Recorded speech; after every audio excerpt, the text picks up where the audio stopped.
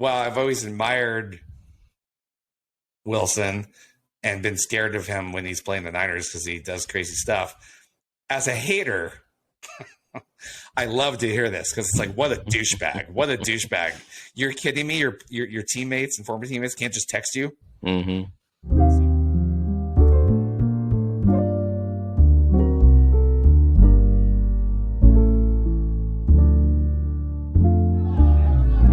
What are they gonna say now?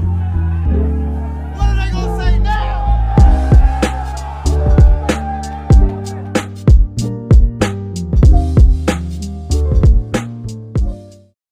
All right, welcome to another episode of the What Are They Going to Say Now podcast. Jay and Tony back here with you. What's up? A little more of a quiet week than last week when we did 2 episodes. Mm-hmm. Things have kind of mellowed out, I guess. Yeah. Yeah.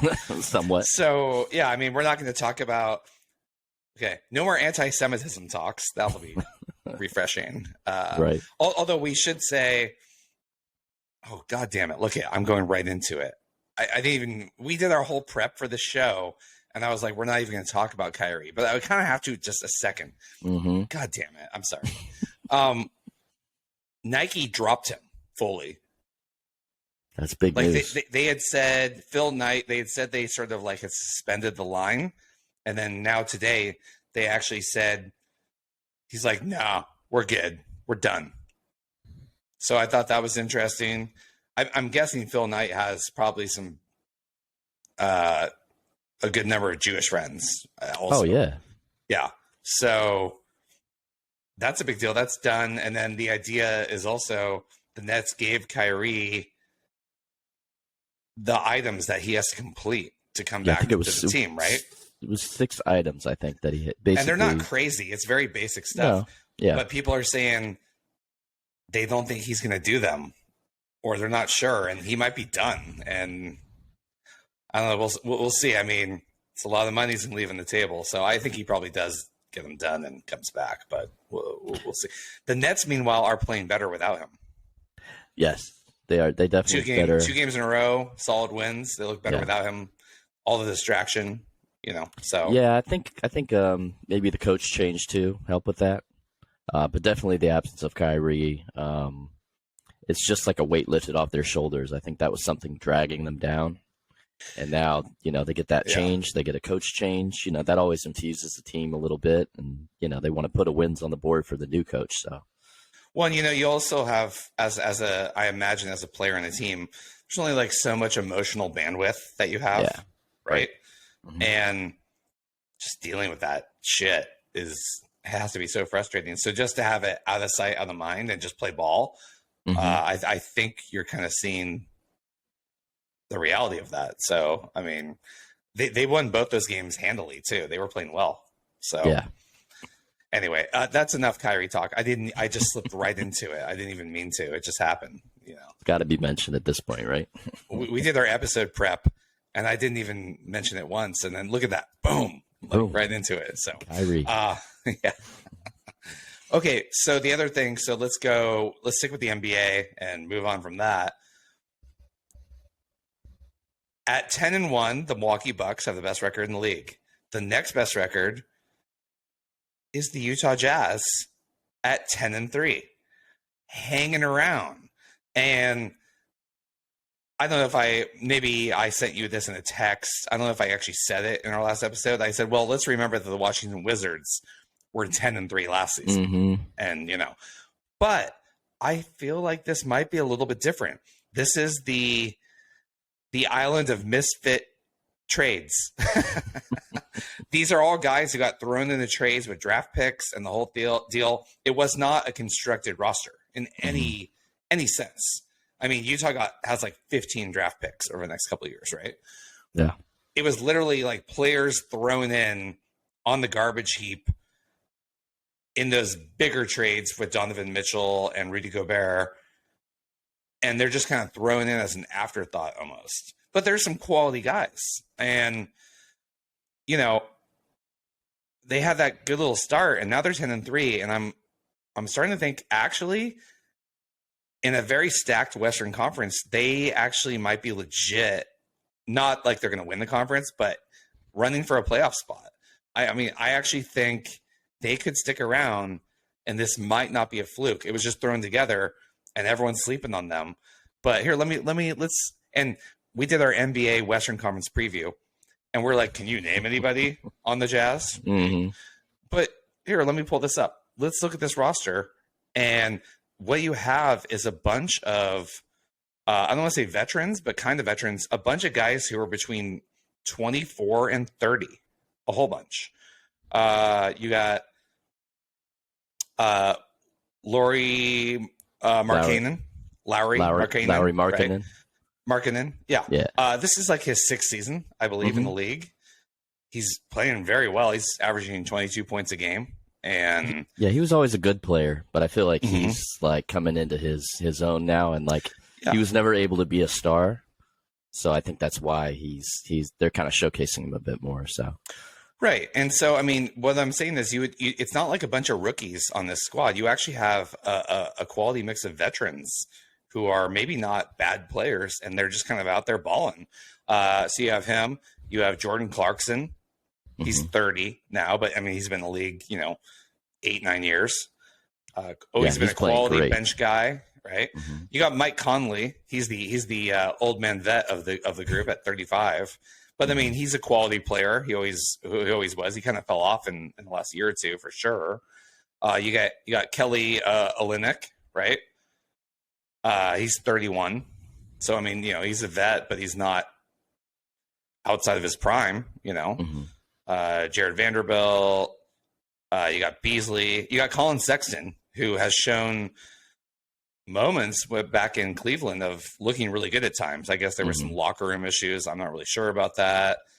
You got THT, who's the young guy, over from the Lakers. You got Rudy Gay. So, I mean, this is not a bad group. I mean, it's not going to like blow your skirt up, but it's not a bad group of players. It's not like a bunch of young guys who are out of their element and figuring it out. Like, they've all been in the league a fair amount, and they're just out there playing, and no one's expecting anything. And I mean, I think they could be in the playoff mix. I actually think they're going to stick around. Yeah.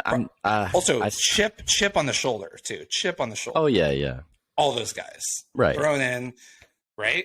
Like the garbage heap. So that's a never underestimate the chip on the shoulder.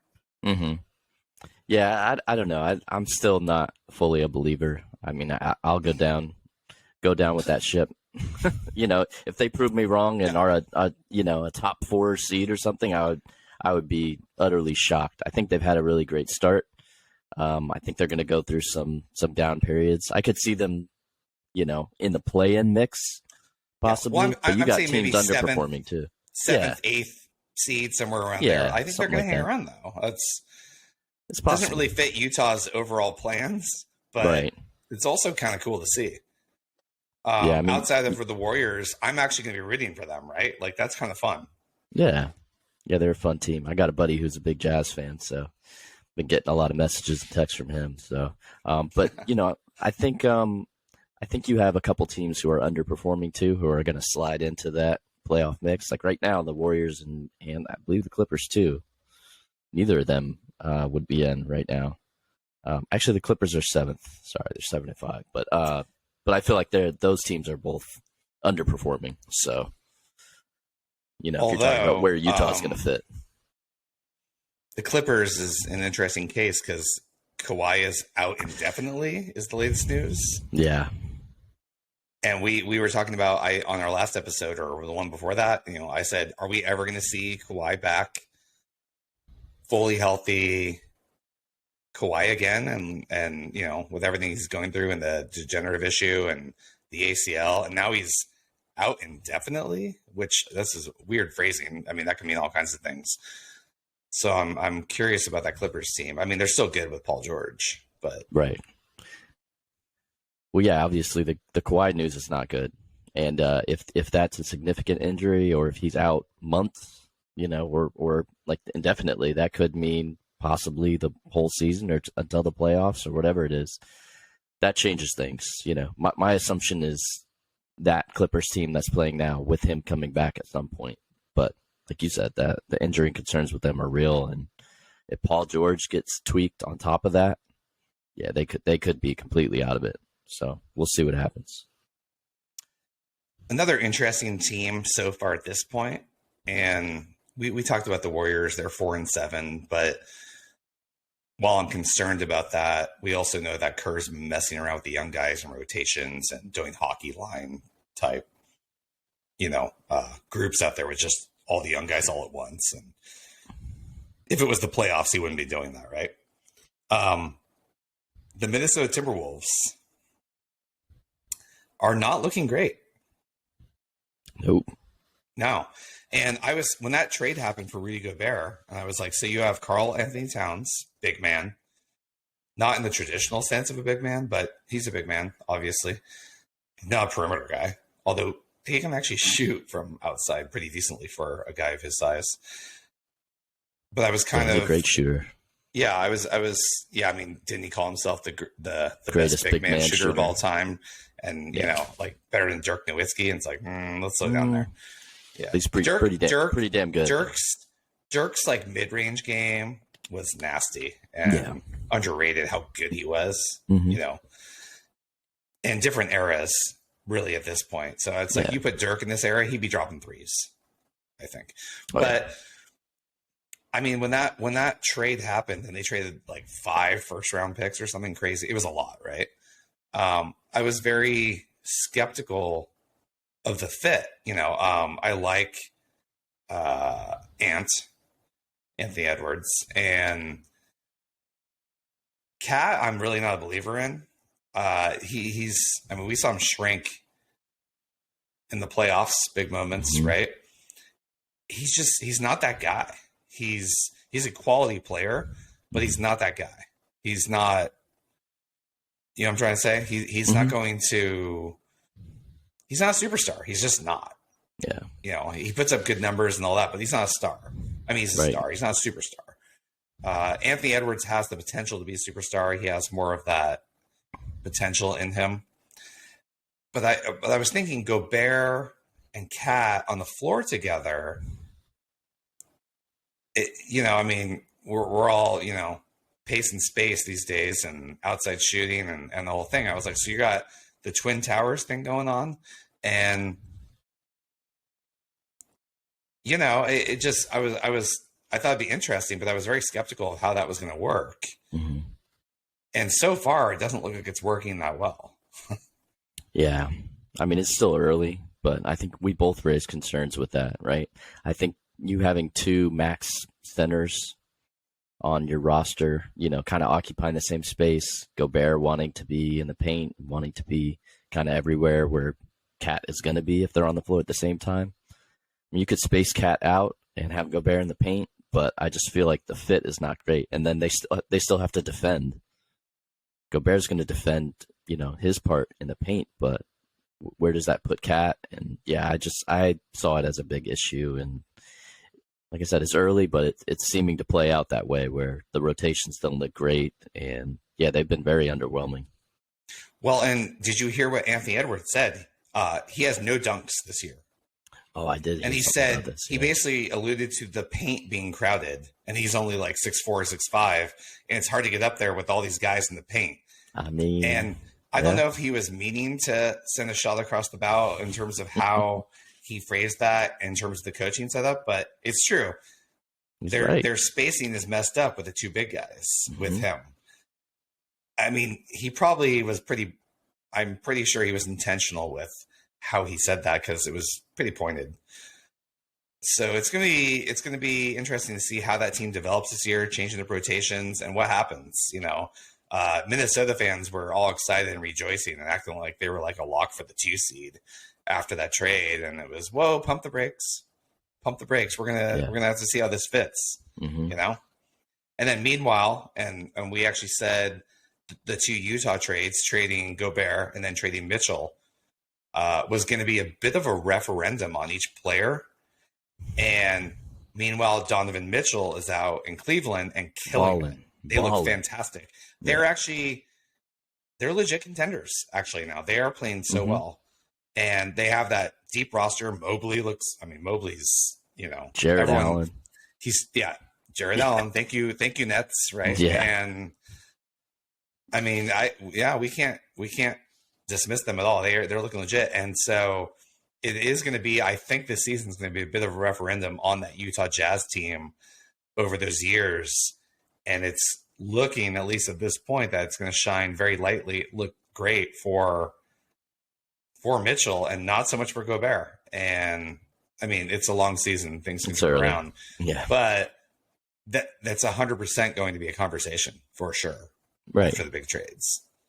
Yeah, and I think a lot of the talk in Utah was, a lot of Gobert defenders and saying that, he doesn't get the shine he deserves. And, rightly so. I think Donovan Mitchell's the flashier player, right? He has the ball a lot more and does a lot more of the scoring and is a more, the sexier player, a lot more exciting. But he's proving that he's translating that into wins too. I mean, Utah had some winning teams as well, but I just think the fit with him and Gobert wasn't great, and what Gobert demanded. And now that he's free of that and has a team where he's able to flourish and be the scorer he wants to be with a good, still a good defensive team, and he can be the guy. I mean, he's proven that.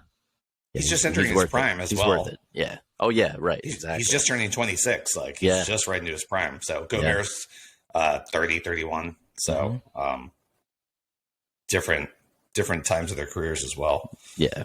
But yeah, I think it's gonna end up looking. I've always been a skeptic of Gobert. Like he's a great rim defender, but I've always been. I mean, I've seen too many games where you pull him out to the perimeter on the pick and roll and he gets chewed up. And so for a guy who keeps winning Defensive Player of the Year, I mean, I'm going to say this full stop. If you are being targeted on defense, you should not win Defensive Player of the Year. Right. I know that's harsh, and he's a great rim defender. I'm not overlooking that, but he was being targeted in the playoffs. Yeah. On defense. That's not great. Yeah, there were several years he won that award where, Draymond's guarding everyone on the planet. Right. And you got Gobert, who's a great rim defender, but then gets exposed. And it's like, is that really? Whereas no one's targeting Draymond at all, ever. Right. They're going away from him. Like whoever's, the star player is trying to get him screened off so he doesn't have to deal with Draymond. So, I mean, didn't mean to bring it back to the Warriors, but. We haven't actually talked about Draymond in a little while, and after the whole pool incident and all that, have you noticed he's done one podcast in like a month? Yeah, he hasn't been doing any.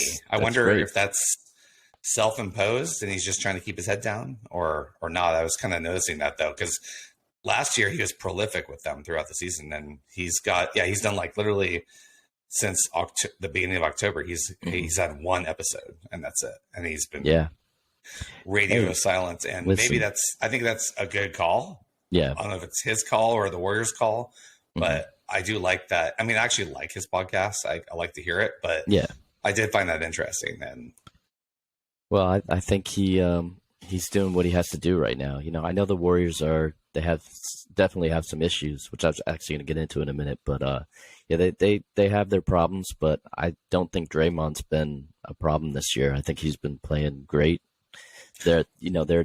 We've talked about this before, but their starting five lineup is top in the league. So the record isn't on them. Basically, they're having to come in and clean up the mess when the bench comes in. Yeah, the platoon unit. They have the best starting five in the league in terms of plus minus and all that, right. And then the bench is just an absolute train wreck. And well, if you want to go in the Warriors, we can do that for a little bit. Steph Curry playing out of his mind. Yep. Still, I think he's going to start to get a little more MVP buzz respect with how much he's carrying the team on his back. But of course, you can't have a sub 500 record. Got to be the record, yeah. But like the other night, he goes off for 47 points. He's leading the team in rebounds and assists as well. Yep. But the beautiful part of that game was they had to win. They were 3-7. They're playing the Kings. They have to win it. He doesn't have a single turnover in that game, and that's why I was really impressed with. He was just dialed in. He was so efficient and dialed in. And they looked dead in the water. And let's give this man some help. Yeah, they looked dead too. They were down 15, almost 20 points in that first half, and it just looked like somebody compared it to game 4 of the finals. Obviously, different stakes involved, but it was like, no, we're not. Yeah, we're not losing this game, and he carried them on his back. He's like, no, we're not losing this game because it was really big. It sounds funny, but not to overreact early in the season, but 3-8 is a lot worse than 4-7.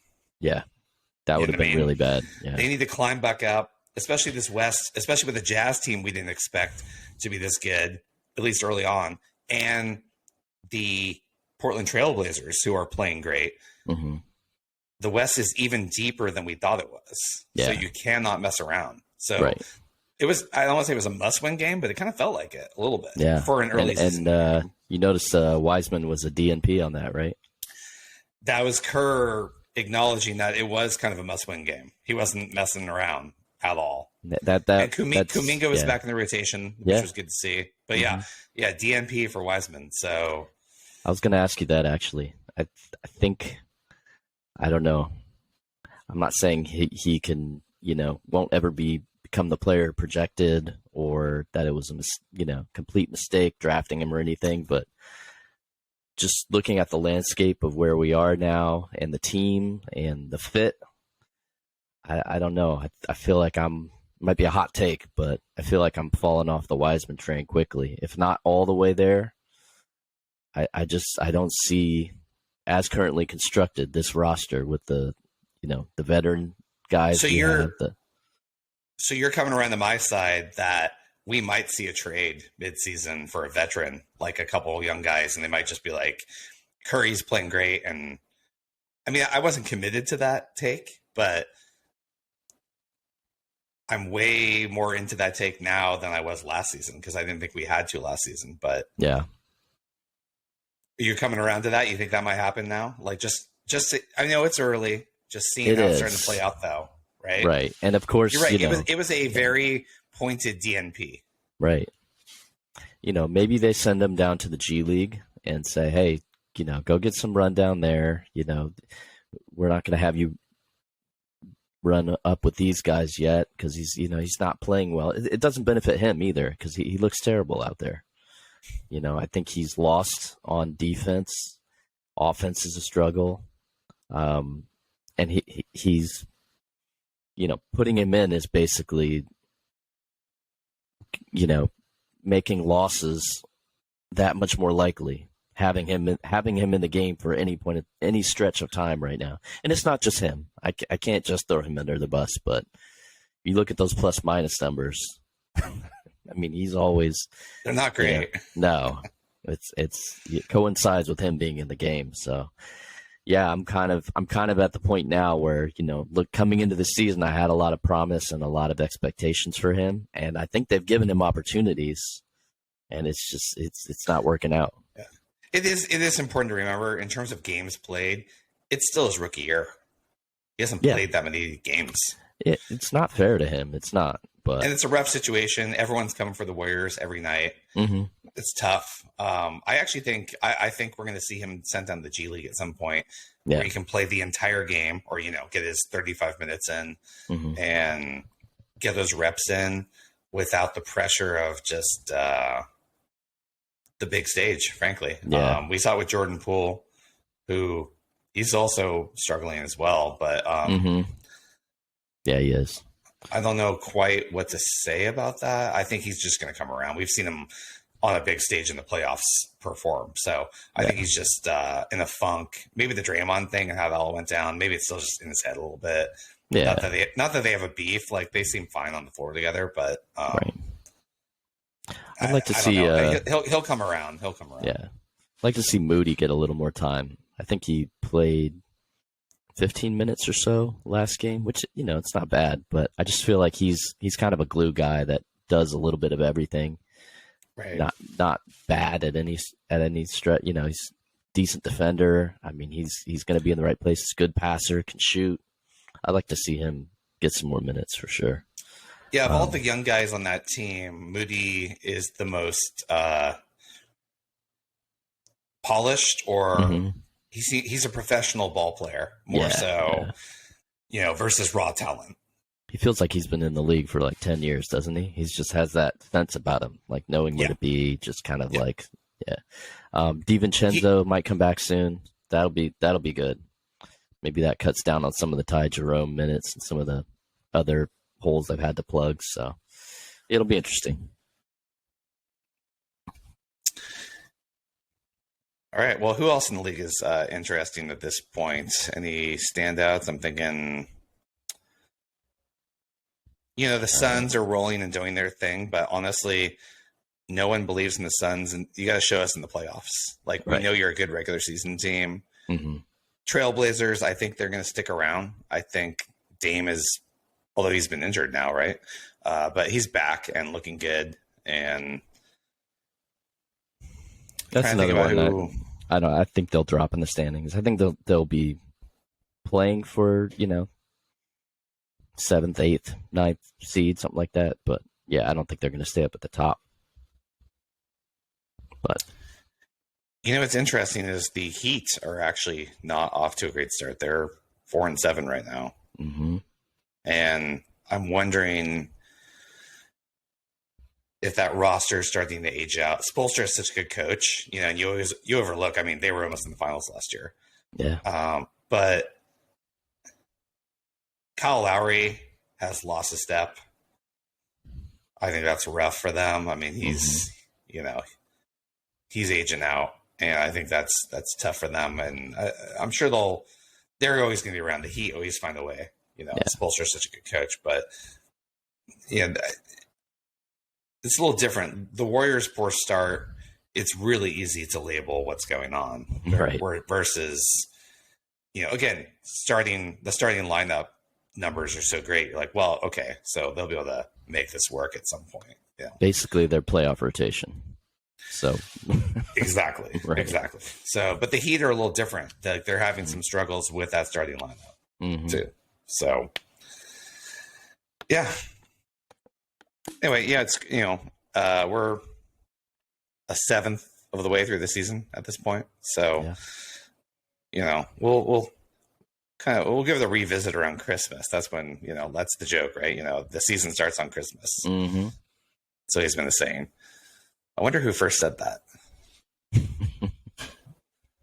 Not sure. I'm gonna look it up if I can find it, and I'll print it on the pod. But I've always it's a good line though.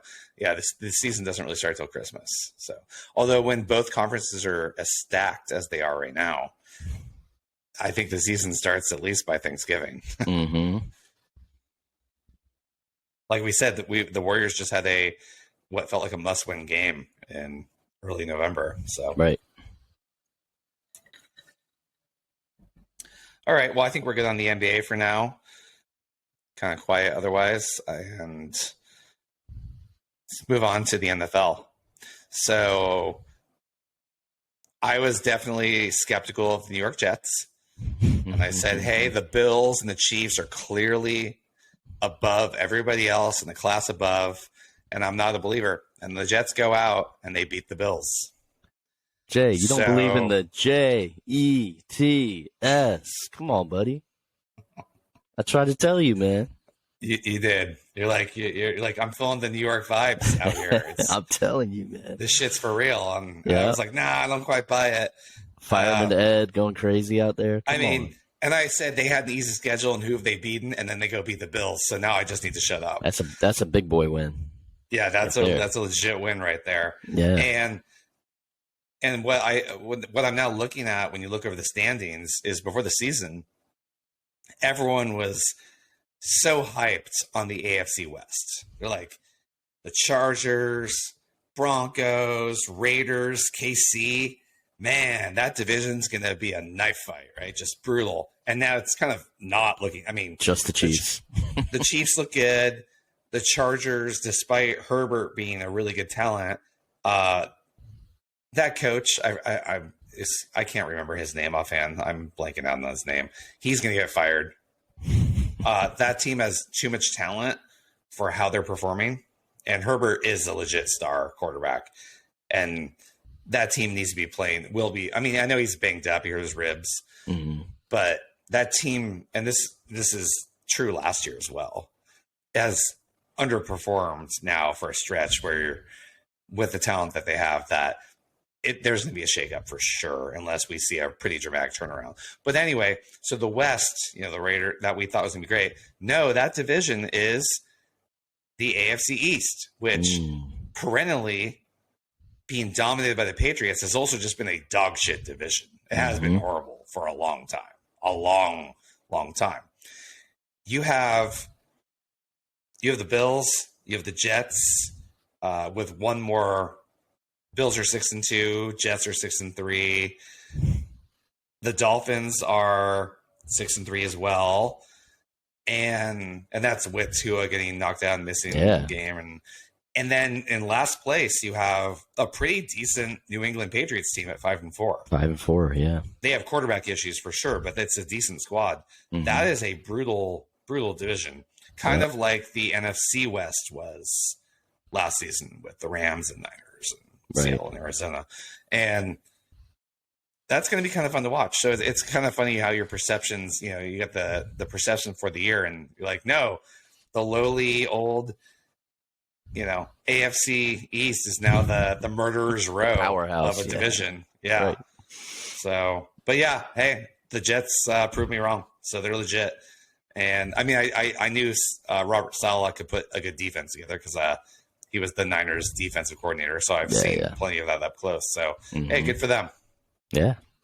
Yeah, we'll see. I don't know how far they're going to go, but it's exciting. I would also contend that there are no really good teams in the league, and it's super parity and a lot of mediocrity, and no one's really going to stand out. And we might see a really fluky postseason. Who knows what could happen? Yeah, I'd say the Bills and Chiefs are pretty good. Probably the I mean those games also happen. I takes me back to the 1994 San Francisco 49ers, one of the best teams of all time. They crushed the San Diego Chargers in the Super Bowl, but people forget they got wiped out like in week 8 or 9 by the Eagles, 40-0. Like they just pulled Young out. And so you have those off weeks in football. So that's something to remember. So, I mean, the Chiefs are still legit. So I'm not really sure about the injury status of Josh Allen, but because he got banged up, right? About that. Yeah. So he should be all right. So we'll see. But I do feel like there aren't any great teams in the league this year. Right. Yeah, it's going to be interesting at the end. And talking about not great teams, the Green Bay Packers putting up a 9 spot against the Detroit Lions, whose defense sucks. I mean, the Lions have their wins this year. They've won shootouts because their defense isn't very good, right? And then Goff will actually put up some good numbers, and they'll win a high-scoring game. 9 points against the Lions. Didn't Favre throw multiple picks in the red zone? That was a slip of the tongue. You said Favre because interceptions and Favre. Oh, you know who I meant. Yeah, you meant Rodgers. Rodgers. Yeah. Green Bay. My mind. Yeah, he threw 3 interceptions in that game, and I think at least 2 of them were in the red zone. Yeah, and 2 or 3. Yeah, it's brutal. This is not a good year so far for the old guys sticking with it. Rodgers and Brady. And it hasn't been great. Russell Wilson. He's not super old, but I'm just saying. That's been a disappointment. Yeah, that contract is the extension the Broncos gave Russell Wilson. It didn't make sense at the time because you had him for 2 years under contract before the season started. You don't need to extend him. It's not like he had 1 year on this deal. He had 2 years left. Let's just extend him until he's 40 years old. And now that is not looking great. No. And meanwhile, Seattle is rolling, with Geno Smith. Yeah. Former Jet. I'm pretty sure Pete Carroll has a big smile on his face every time someone brings up Russell Wilson. I was never a big Russell Wilson fan just because I'm a Niners fan, so I can acknowledge that bias. But I was terrified of him. Like he would always scramble and like make some throw and whatever. But I also think a lot of his early success, he got a little too much credit for how good that Seattle defense was, the Legion of Boom. Oh, yeah. And that was the thing, like all the, Sherman and those guys, they've made it pretty known they're not big Russ guys. And I thought it was kind of appalling that Sherman and Lynch were on the podcast. And they talked about wanting to reach out to Russ and just, hey, man, it's rough and whatever. Oh, I heard about this. Yeah. And then Lynch kind of makes a crack. He goes, or Sherman, I forget, one of them does. Like, I'm not going to reach out to his assistant. As in, all the people around him, his teammates, don't have his number, and you have to go through his assistant. I think that was Marshawn Lynch that said that. Yeah, that's pretty bad. That's bad. Good. Right? Are you kidding me? You're gonna big time your teammates. You're talking about guys who he went to Super Bowls with and played with all these years, and they cannot text you or call you directly. Mm-hmm. Man, that's not a good look. Nope. And so, while I've always admired Wilson and been scared of him when he's playing the Niners because he does crazy stuff, as a hater, I love to hear this because it's like, what a douchebag! What a douchebag! You're kidding me? Your teammates and former teammates can't just text you. Mm-hmm. So I feel a little bit justified, just a little. I was like, I knew that guy was a douchebag. Right? That's unbelievable to me. Yeah, it's pretty bad. Karma coming back on him. So. So, we don't talk about baseball much, but we do have to give a nice little shout out to Dusty Baker. Dusty Baker, yeah. Finally got one. Did you say Rusty Baker? Dusty. Did I? I thought it said Dusty. Okay. And he finally got that ring. He was manager of our San Francisco Giants for many years. And, we always had that trauma from the 2002 loss to the Angels when he pulled Russ Ortiz late in the game, who was dealing, and that whole thing, Game 6. But we don't really have the trauma of that anymore because when you win 3 World Series after that, everything's wiped out. You're like, we're good. So, but I'm really happy for him, and finally got that ring after all these years. And it's funny. I didn't realize this. They were talking about this on KNBR 680. The sports leader. And when Dusty became the manager of the Giants at the time, he was the youngest manager in the league. Wow. It was that long ago. And now he's in his early 70s. Yeah. He's the old man. So it's like 30 years of being a manager or something like that, right? Yeah. A lot of heartbreaks. So he finally got that ring. And while I'm not an Astros fan at all, I was happy to see that happen. It was kind of like when Andy Reid, even though it was against the 49ers, got that Super Bowl ring finally, as a long-standing good coach. You were kind of like, oh, good for him. He deserves it. So that's good to see. So same. So, props to Dusty. Yeah, he was real emotional afterwards. You could tell it's kind of like the cap on his career, really. So meant a lot to him to finally get that one as a manager. So. Yeah, I think he should he can do what he wants, but I think he should just retire, go off in the sunset.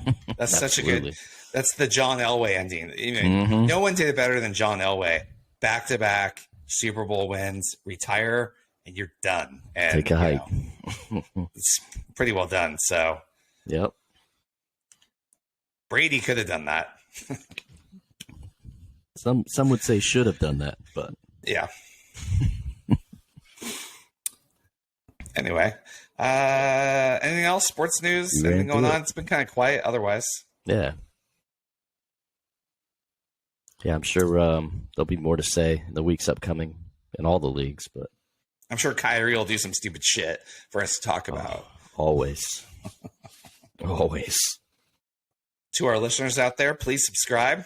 Yeah. We appreciate it. And leave a comment and tell us how full of shit we are. That's fine too. Go for it. Yeah, rate and review. That helps us out too, if you can. Yeah. On iTunes. I don't really need any more comments about how the original Israelites or any of that, but otherwise have at it. Right.